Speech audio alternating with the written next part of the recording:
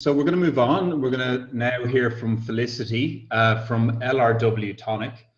Felicity is a business director there, and LRW Tonic is a global leading research agency. Felicity oversees the strategic direction. Oh, my video's gone off. I'm going to come back on. I'm back now. So Felicity oversees the strategic direction research projects for her global clients, and she's been in the industry for 7 years and has worked across most sectors on projects ranging from positioning, consumer segmentation, and MPDs. And Felicity believes that all humans have a story and is passionate about finding out what that story is and deducting from this the insights that really matter. So without further ado, I'll hand over to Felicity. Welcome, Felicity. Hello. Can everyone hear me okay? If you could just drop me a message in the chat, that would be great. Yeah, I can hear you. I can hear you, Flick. Yeah. Awesome. Thanks, Dave. Can you see my screen okay? Yep. Good to go, I think. Lovely. Cool. I mean, Dave covered most of my first slide here, so you've done a bit of my job for me already. But hi, everyone. I am Felicity. I also go by Flick. I'm currently a business director at LRW Tonic, which is part of the LRW group. We are essentially a market research agency who specialize in all types of qualitative and quantitative work. I predominantly run one of the qual teams out of our London office, but we have offices across the world, and I'm lucky enough to have traveled to all types of places really and experienced what local cuisine looks like, but also how consumer behavior shifts in different regions of the world. And food naturally is such a fascinating category from that perspective.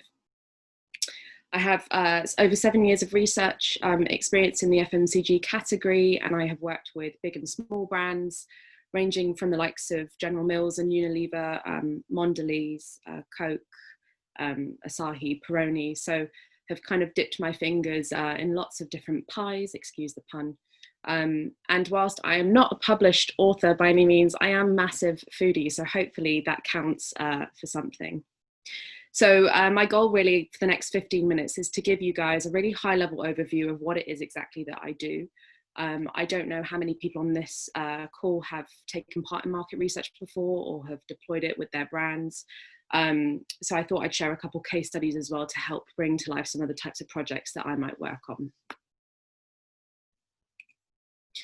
So if you have no idea what market research is, it's essentially a really great way of understanding who your consumers are, what your competitors offer in comparison to you, and what your market looks like. So in its simplest definition, when I try and explain what I do to people, I say that I help brands understand their consumer needs, preferences, and behaviors so that they can make informed business decisions. So really at the core of any kind of client or projects that I work on or that I touch, my goal at the end of that is to make decision making as simple as possible and to help remove as much guesswork as possible so that my client feels confident either informing their strategy or deciding what price to place their product at, or where they might distribute it, for instance. And how I go about doing that is in a number of different ways. So I spend a lot of time in people's homes, interviewing them one-on-one. Sometimes I get to rummage through their kitchen cupboards, which is really great. I see which products they really have out, proudly on display, and which ones they kind of keep tucked at the back of their cupboard.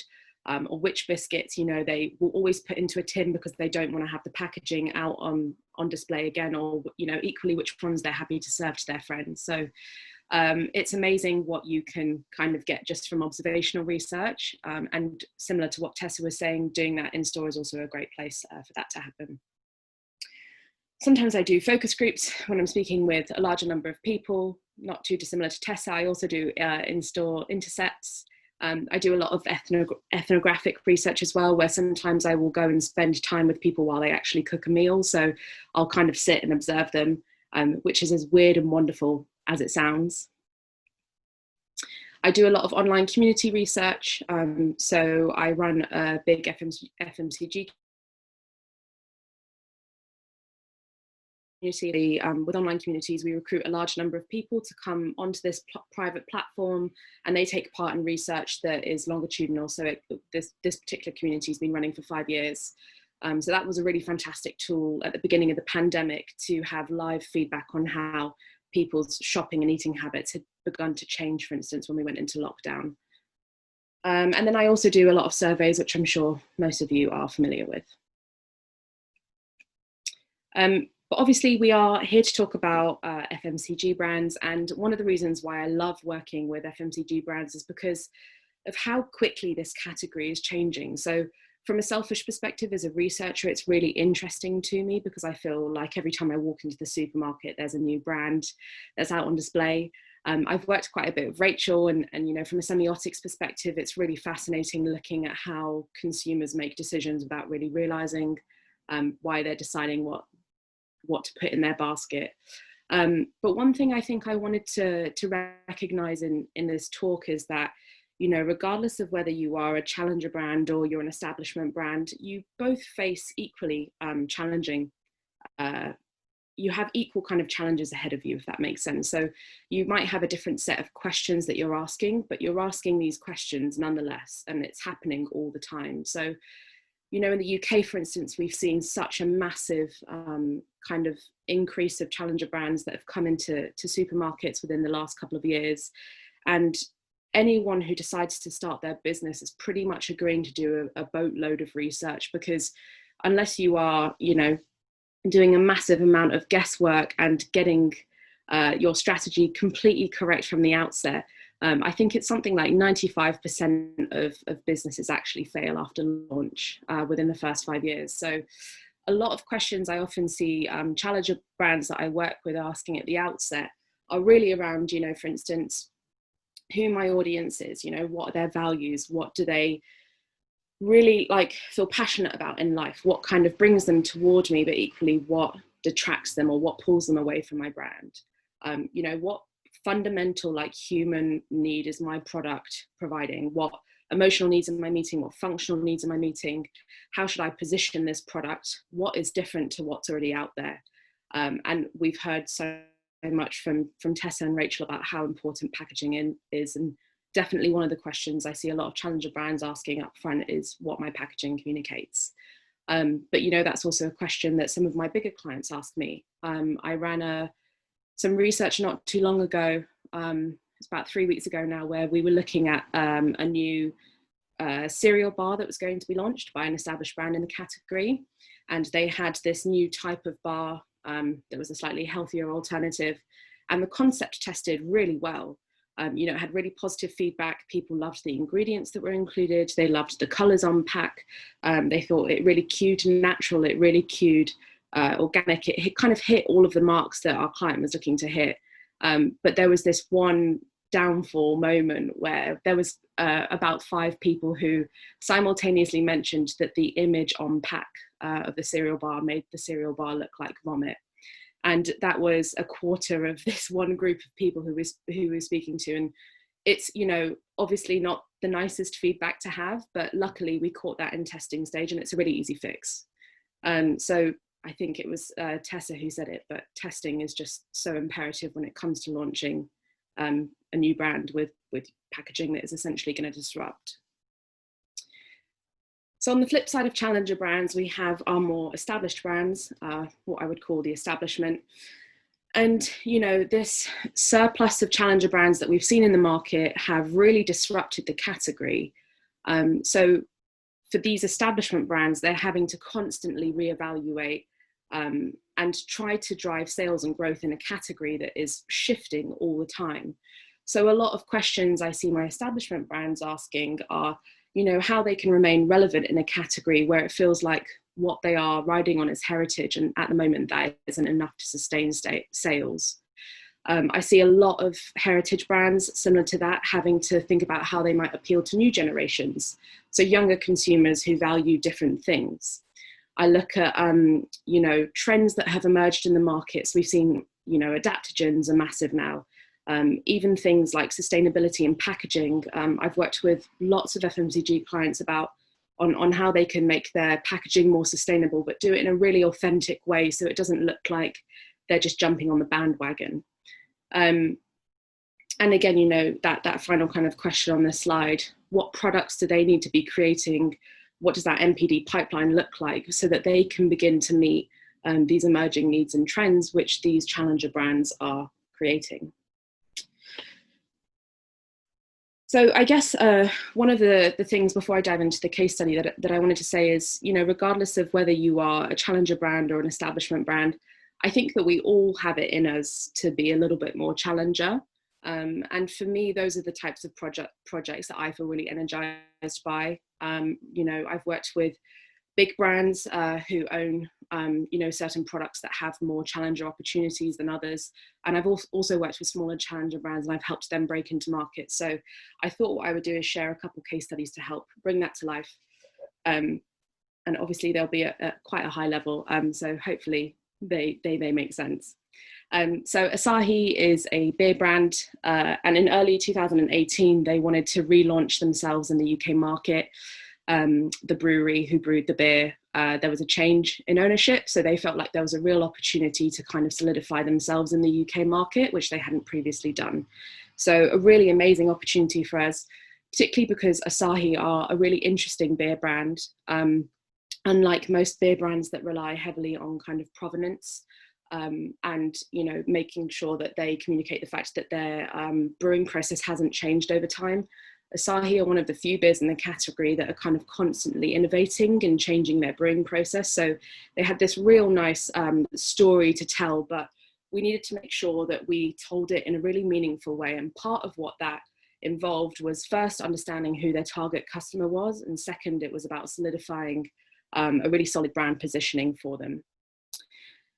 So what we did was we started off, we spent hours doing ethnographic interviews with their target customer who were recruited off of attitudinal statements. We spent a lot of time with them looking at, what they felt inspired by, what they wanted out of life, what influenced their drink choices, how they differed from someone like the Peroni drinker who Peroni is another brand in the Asahi umbrella. So we needed to make sure we kind of avoided any cannibalization there. We looked at, what influenced their drink choices, how they socialized, down to, what types of venues they visited and the types of people that they hung out with. And off the back of that, we were able to build these really rich pen portraits, the stories of which later fed into various kind of comms campaigns, not directly, but we were able to almost arm them with these really beautiful human truths that they were able to take to trade, but also that they were able to kind of relay in future, communication across website, but also in campaigns in really meaningful ways. So once we developed these pen portraits, the next thing we had to do was look at building a number of territories that would potentially work for the brand. So what we did was we ran some workshops to explore associations of Japan, because as I mentioned, Japan was quite unique in the category. There aren't many Japanese beers apart from Kirin Ichiban. So we felt like that was something that they really needed to kind of keep a hold of. And for us, it was really important to have culturally relevant heritage discussions in a market that, to Rachel's point, is fascinated with Japan, because Asahi is very much a premium beer. We wanted to make sure they didn't lose sight of that. So we looked at, assets they could leverage that cued premium, and assets that they should definitely stay away from. And obviously these two images are complete polar opposite ends of the spectrum in that example, but there are a lot of really amazing nuances in the middle ground that we had to be really careful with from a packaging perspective moving forward, looking at what they could and couldn't incorporate. And one of the other things that we also did in these workshops was we completely mapped the market. So we looked at all beer competitors across an axis that had different metrics. We looked at what drove consumption in different in-home and out-of-home occasions, and why people had different beer preferences, in different moments. So we had a really solid understanding of where Asahi could play and where they could uniquely own that space. And off the back of that, we came up with 7 different territories that they could uniquely own in the category. Obviously, our goal was to move ahead with one of them. So we ran a one-day stakeholder workshop with about 20 of their stakeholders, and we whittled those territories down to Remastered by Japan, which, if you can see, if you've got really great eyesight, is just in the top right corner of these comms here, which came out later that year. So thought that would be a nice case study to share, because I think what that really did was help them solidify their brand strategy from so many different angles. I've obviously mentioned how insights from the pen portrait and from understanding deeply who their target customer was fed into their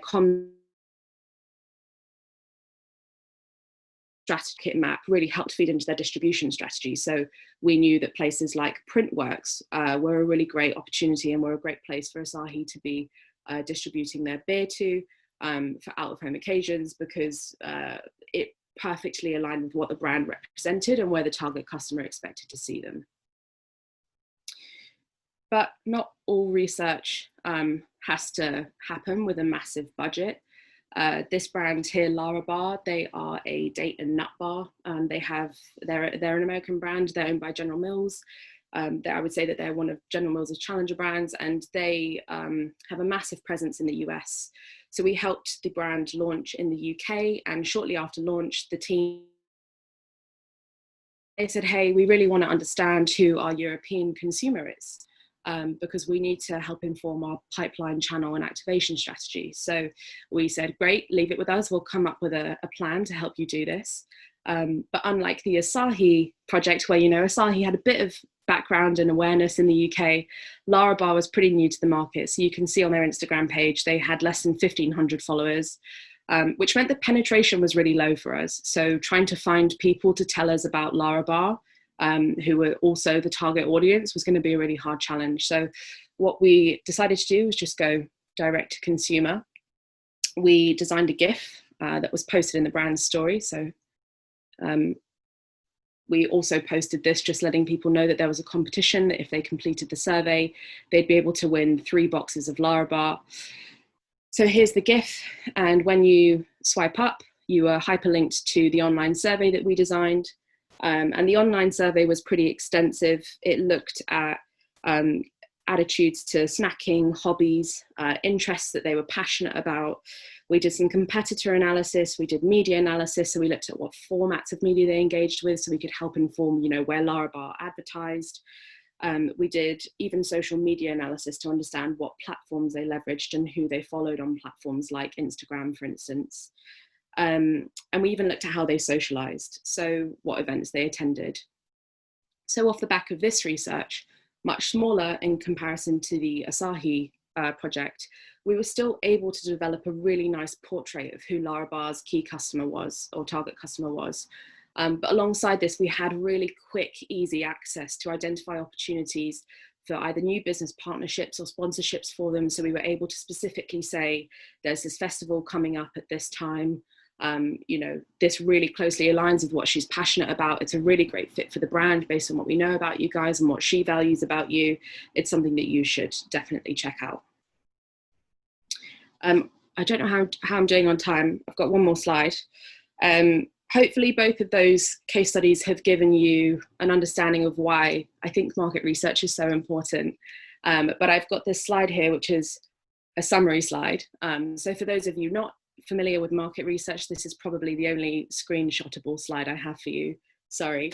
But number one, market research massively contributes to helping you develop better business strategies. I think, whether that's informing where your target customer advertising and media usage is, whether it's about looking at distribution or placement, or if it's, looking at your kind of product pricing strategy, it's fundamental to making sure that your business is set up to success or for success. Second massive advantage of market research is that it helps identify new potential business opportunities, as I mentioned with Larabar. So, looking at potential partnerships or sponsorships. It gives you a better understanding of your consumer needs and preferences. It helps you understand, why people are really loyal to your brand. It helps you understand why people are, pulling away from your brand. And it helps you keep ahead of any unexpected changes. It helps you deliver accurate insights about your competitors and their marketing approach. So, if you don't have a lighthouse identity and you're a challenger brand, you might want to think about having one potentially, because if you're not disrupting in a category, but you're aiming to do exactly that, there's something that isn't quite aligning there with expectations. And I think understanding, whether you're doing semiotic analysis like Rachel mentioned of the market and looking at where there are gaps that you could potentially fill it's massively helpful in helping you position yourself in a really kind of unique way.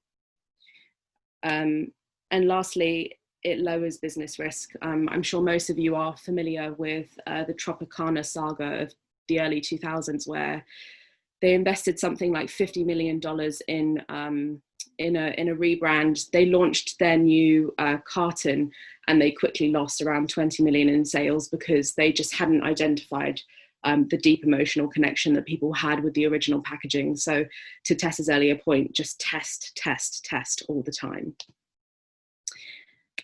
That is it from me. I would love to pick any conversations up offline. I know Dave's got some questions, I'm sure, but yeah, please feel free to add me on LinkedIn or drop me an email. Great, thank you, Flick. That was brilliant. I'm going to jump straight into the questions. We're a little bit behind time. There's one here from Michael Ann Butler. So Flick, you mentioned you're seeing a lot of challenger brands disrupting categories, and this questioner is interested in what type of category disruptions are you seeing as really prominent? Are they primarily high-level brand or flavoring differences, or more fundamental product differences, like, for example, alternative ingredients, like plant-based yogurts or meats, etc.? Yeah, that's a really great question. And for me, I would say it's probably a combination of both. I think in snacking, we have seen, you know, completely new products into the category, like date and nut bars weren't really a thing on my radar until about 3 years ago. And even then I was really only finding them at Planet Organic. You know, you look at what Graze have done from a snacking perspective, and they initially started, you know, direct to consumer, and now they're in supermarkets, and they've shifted the way people think about healthy snacking.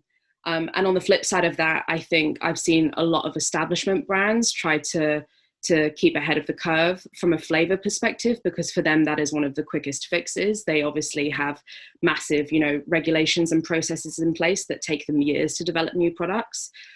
So for them, if you ever go into like the yogurt aisle, for instance, I see a lot of well-established brands pulling out quite quirky flavors. Ice cream for me has also been a really fascinating category to work in. You look at what Oppo and Halo Top have done to compete with, you know, the Haagen-Dazs and the Walls of the world. And it's really a combination. Like, I think Ben & Jerry's have now released CBD infused ice cream. So they kind of entered the category as a challenger brand purely from the lighthouse identity they had. And now they're keeping ahead of the curve with new flavors too. So the world's really your oyster. I would just say whatever idea you have, whether that's a new product or flavor, just make sure you test it. Thank you. One more question. It's a really interesting one from Shane Moran. Market research on a budget.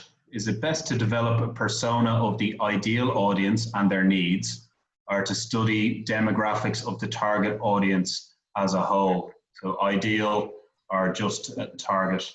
Yeah, that's a really great question. And to be honest, I would say it really depends on the challenges that you're facing as a brand. If you are looking to move your brand in a direction where you feel you're not currently catering to, you absolutely should be looking to test amongst the ideal, but the ideal has to also be realistic. I have had clients come to me before who said, you know, we want to speak to this group of consumers who believe this and meet these attitudinal statements. And the minute you go into recruitment, you can pretty much tell whether or not these people exist because of how easy they are to find. So that is a conversation for me that I would love to take offline and chat to you about. I think you said Shane, was it Dave? Shane Moran, yeah. Shane, yeah. Shane, please feel free to drop me an email. I'd love to have a phone call about that, because I think it really depends on the challenge and position that you're currently in. Great. Thank you, Flick, and thanks for that offer. That's brilliant, Flick. Thanks again, and good to see the Japanese team being continued. I wonder, will Kelly make it a hat trick with any Japanese branding or packaging? We'll see.